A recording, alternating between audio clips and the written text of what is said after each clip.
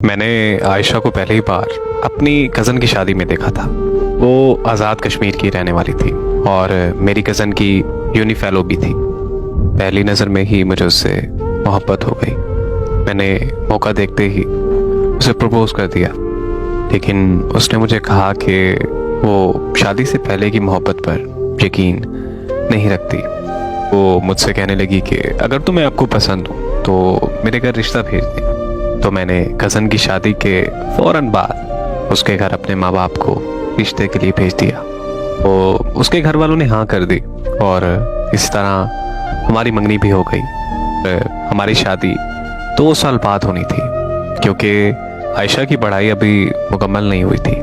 आयशा लाहौर की एक यूनिवर्सिटी से मास्टर्स कर रही थी और हॉस्टल में रहती थी। तो मेरी उससे फ़ोन पर बात होती थी। मैंने उसे काफ़ी दफ़ा बोला कि तुमसे मिलने आना चाहता हूँ, मगर वो मुझे साफ इनकार कर देती थी।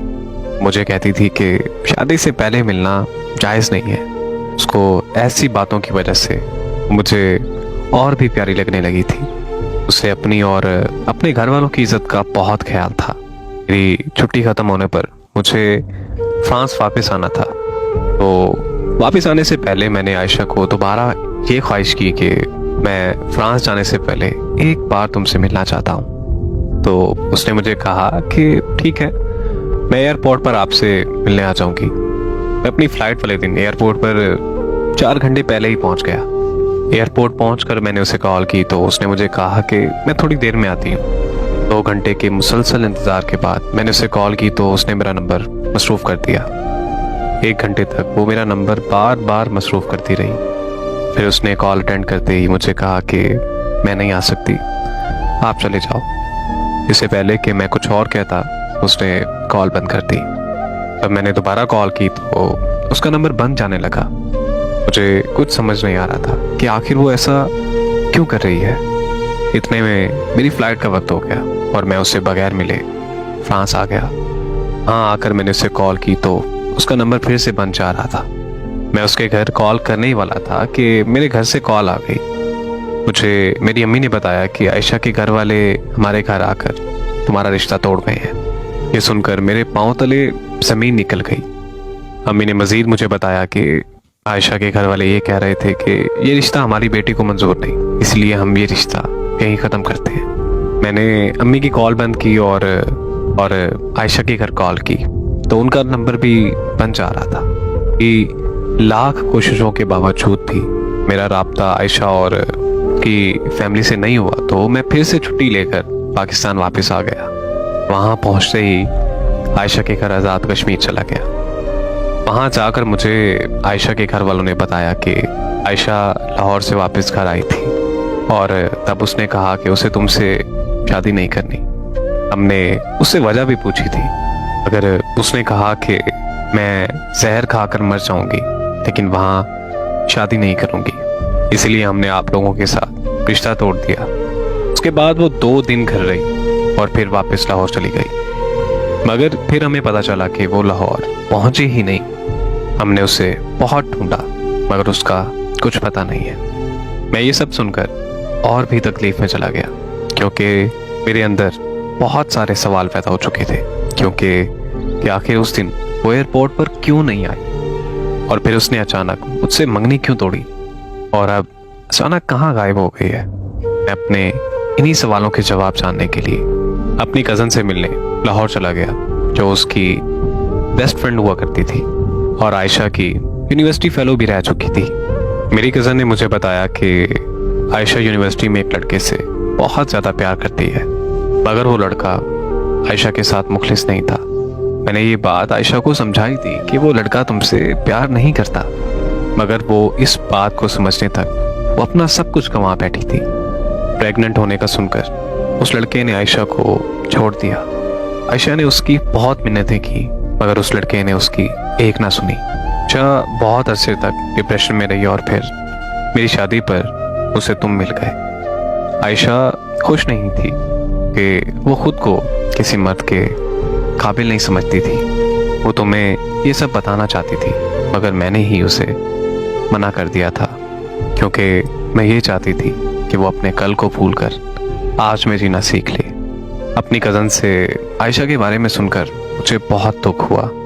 पर अफसोस इस बात का था कि मेरी कज़न को भी नहीं पता था कि अब आयशा ने ऐसा क्यों किया और वो कहाँ है। मेरी कज़न से मुलाकात के बाद मेरे अंदर की बेचैनी और ज़्यादा बढ़ने लगी थी। मैं अपने घर आया तो पता चला कि लोग तरह तरह की बातें कर रहे हैं। सबने मान लिया था कि आयशा किसी लड़के के साथ भाग गई है, मगर मेरा दिल ये मानने के लिए तैयार था ही नहीं, क्योंकि वो हमेशा अपनी फैमिली की इज्जत को लेकर बहुत ज़्यादा फिक्रमंद रहती थी। आखिर ऐसा क्यों हो गया?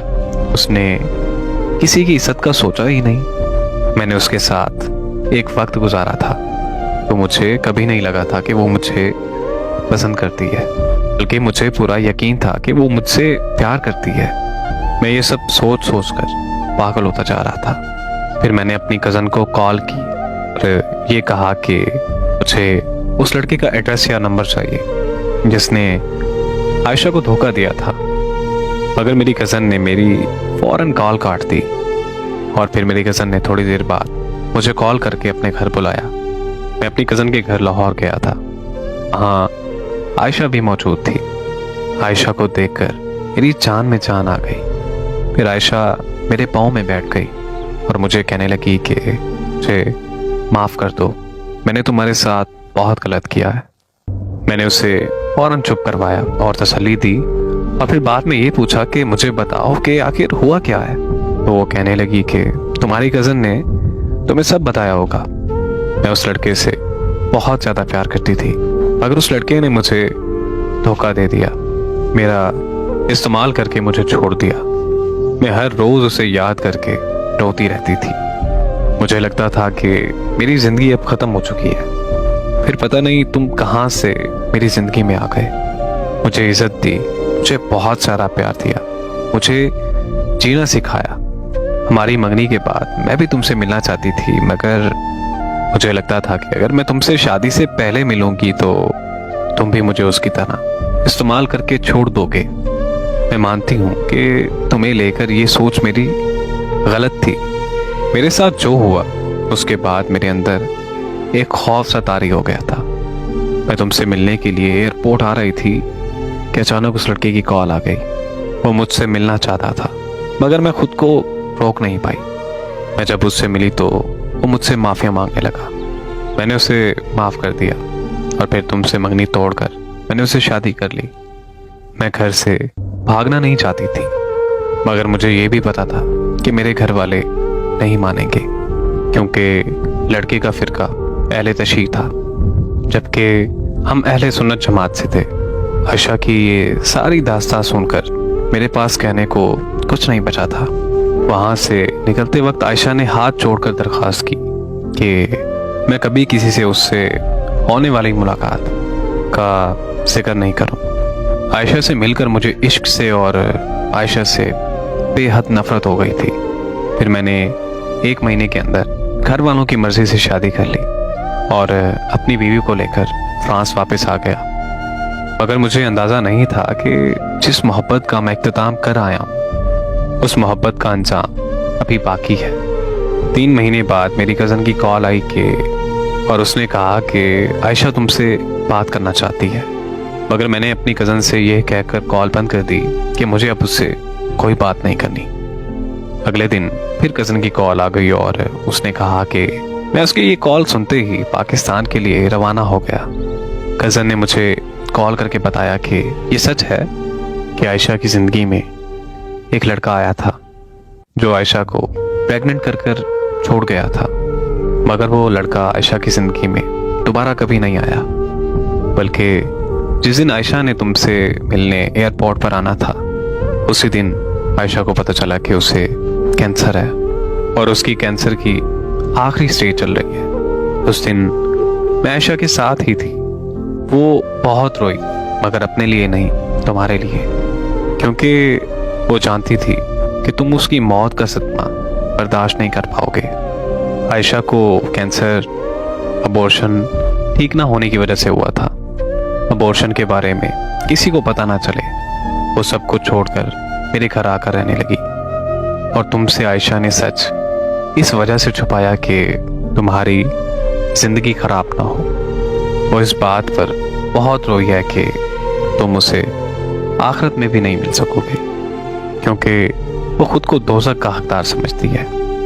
मेरी कज़न ने मुझे बताया कि मैं ये सब तुम्हें बताना चाहती थी, मगर उसने कहा था कि जिस दिन तुमने किसी को कुछ बताया कि उसी दिन मैं तुम्हारा घर छोड़कर चली जाऊंगी।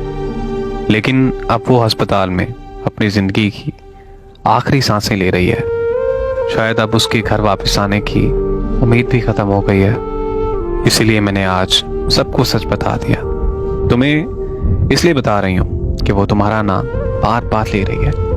हो सके तो उसके जाने से पहले उससे आकर एक बार मिल लो। इसीलिए मैं फौरन पाकिस्तान के लिए निकल पड़ा था, मगर अफसोस कि मैं उसका आखिरी दीदार नहीं कर सका, क्योंकि मेरे पहुंचने से पहले उसे दफना दिया गया था।